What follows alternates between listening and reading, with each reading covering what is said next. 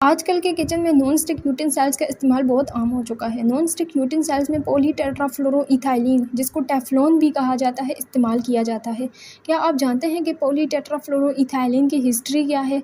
अगर नहीं तो आइए जानते हैं। एक दफ़ा रॉय जे ब्लैंकेट कुछ गैसों पे काम कर रहे थे जिनका ताल्लुक रेफ्रिजरेशन से था। इन्होंने टेट्राफ्लोरोइथाइलीन को फ्रीज करके इसको ओवरनाइट छोड़ दिया। सुबह इन्होंने जब इसे चेक किया तो वो ये देखकर हैरान रह गए कि टेट्राफ्लोरोइथाइलीन से वाइट वैक्सी सॉलिड बन गया है, जो कि टेट्राफ्लोरोइथाइलीन की पॉलीमराइजेशन से बना था, जिसको पॉलीटेट्राफ्लोरोइथाइलीन का नाम दिया गया।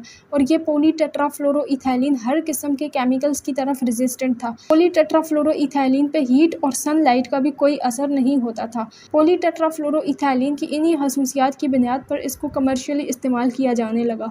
पॉलीटेट्राफ्लोरोइथाइलीन का सबसे बड़ा इस्तेमाल कुकवेयर्स में किया जाने लगा। क्योंकि ये नॉन स्टिक होता है, इसलिए इससे खाना नहीं चिपकता और इस तरह कुकवेयर्स को साफ करना बहुत आसान होता है। इसके अलावा खाना कम घी में भी आसानी से पक जाता है।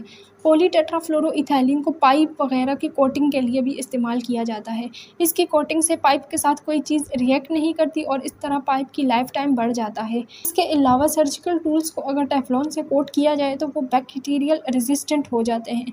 मॉस्किटो रिपेलेंट्स में भी इसका इस्तेमाल किया जाता है।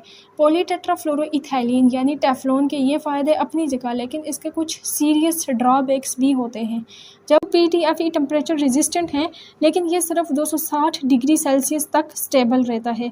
अगर टेम्परेचर 260 डिग्री सेल्सियस से ऊपर जाएगा तो PTFE की डिग्रेडेशन शुरू हो जाती है। नॉर्मली हमारे किचन में गैस के चूल्हे का टेम्परेचर 150 डिग्री सेल्सियस से 200 डिग्री सेल्सियस तक होता है। इस तरह किचन के टेम्परेचर से PTFE पे कोई फ़र्क नहीं पड़ता। लेकिन जब हम नॉन स्टिक यूटेंसिल्स का बहुत ज़्यादा इस्तेमाल करते हैं तो PTFE हमारी बॉडी में इकट्ठा होना शुरू हो जाता है और ये केमिकल बहुत स्टेबल होता है, यानी ये डिग्रेड नहीं होता और ये बॉडी में मुख्तलिफ़ किस्म की बीमारियां जैसे कैंसर, बांझपन, डिस्ट्रक्शन ऑफ थायराइड हार्मोन और इम्यून सिस्टम की डिस्ट्रक्शन करवाता है।